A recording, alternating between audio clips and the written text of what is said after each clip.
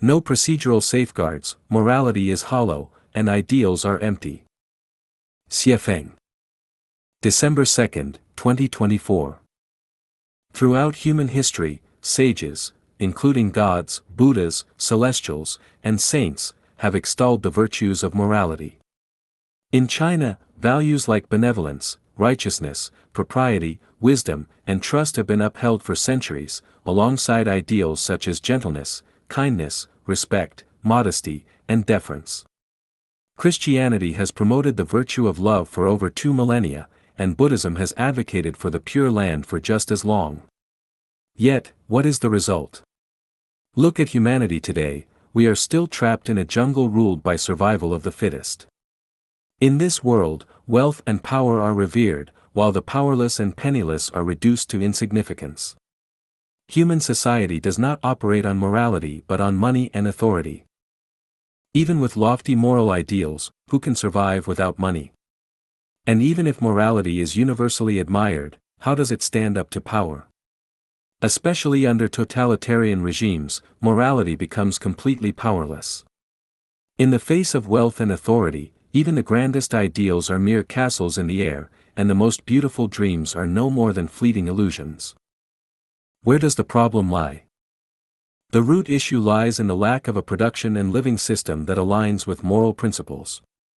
Without procedural safeguards, morality is hollow, weak, and powerless. It inevitably surrenders to wealth and power. Without these safeguards, aspirations such as spiritual cultivation, elevating life to enter heaven, building earth into a paradise, or achieving democracy, human rights, freedom, and happiness remain mere fantasies, nothing but self-deception. The most ideal and beautiful life for humanity is one where everyone owns nothing but has everything. What kind of life constitutes a heavenly existence? The answer is this: a life where everyone owns nothing but has everything is a heavenly life. Any life outside of this cannot be called heavenly. Can humanity achieve such a state? The answer is no. Without a corresponding procedural system, it is entirely impossible. Owning nothing, won't one be reduced to a beggar? In a society propelled by wealth and power, mere survival without possessions is already a challenge, let alone having everything. Currently, only the Chanyuan celestials living in Lifechanyuan's second home truly understand and experience the meaning of owning nothing but having everything. The second home operates under a lifestyle system modeled after the primary paradise.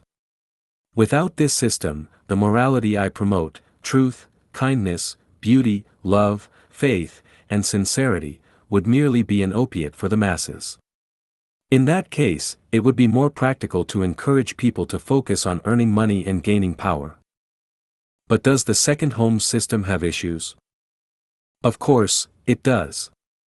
What happens when individuals join the second home but contribute nothing and merely consume? What about those who shirk responsibilities or fail to create value? How should we handle discord or members who do not adhere to the system? To address such problems, we must return to morality. Without a foundation of noble morality, the second home system cannot be sustained and will eventually collapse. This is because human nature harbors selfishness, greed, and the pursuit of power. If every member fails to achieve unselfishness, selflessness, non-attachment, and freedom from resentment, the second home will only be short-lived. In reality, morality is hollow, which is why Lifechanyuan transforms morality into actionable values.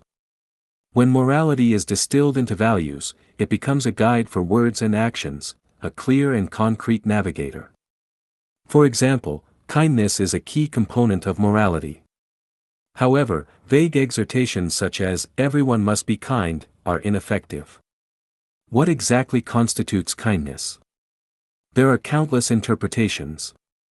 By contrast, Lifechanyuan translates kindness into actionable values. For instance, one value states, "The heart of comparison is the root of evil."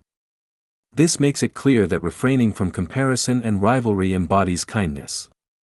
To cultivate kindness, one must avoid comparisons and competitions. The conclusion is this: without procedural safeguards, advocating morality is futile. Without morality as a foundation, an ideal procedural system cannot be established, and even if it were, it would be short-lived. A critical step is to transform morality into actionable values with specific content and standards.